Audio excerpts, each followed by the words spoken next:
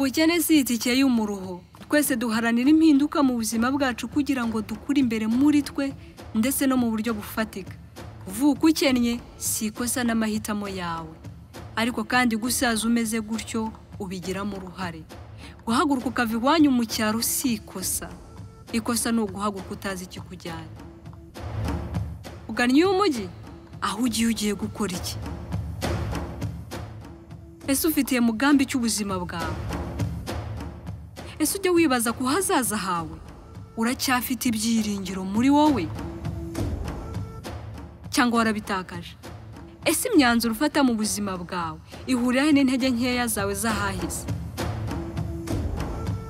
Nuhe mwenda wifitiye wowe ubwawe ugomba kukugobotora ingoyi yahahise cyangwa ubwo bukene?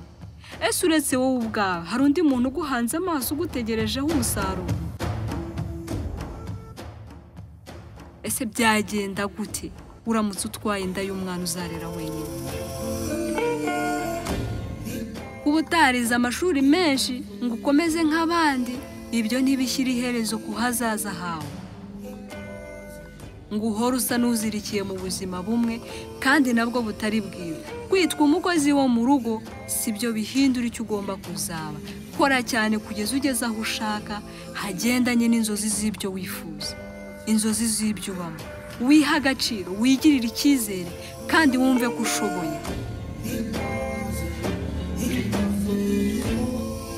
Gukora mu rugo si igisebo ndetse nta n'ikimwaro biteye.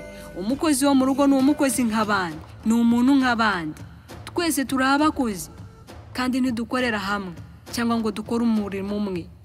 Urwo rugo rwishimire, urufate nk'aho ari ibiro byawe. Haranira guha umukoresha wawe raporo nziza kandi umwubahe niyo yabagoye, kuko uba ufite intego. Nibyanga ujye usesa amasezerano, ariko ntiwemere gutsindwa cyangwa gusubira inyuma.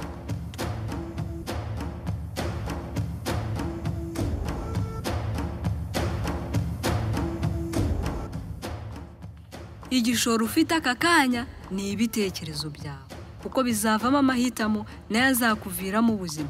Tekereza kandi utekereze bigari.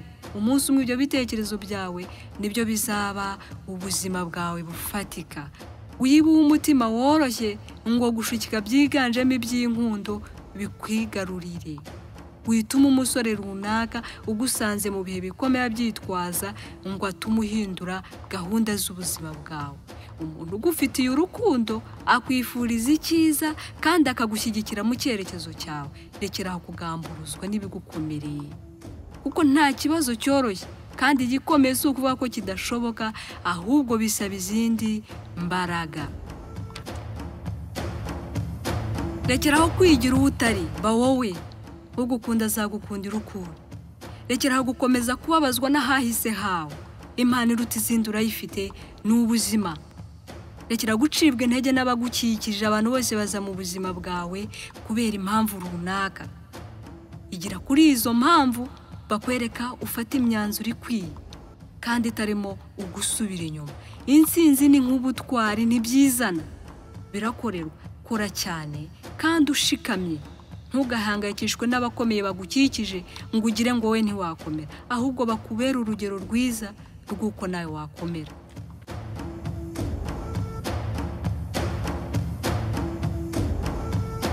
Erega ni ubukene bumuha iryo zina, naho ubundi ni umuntu.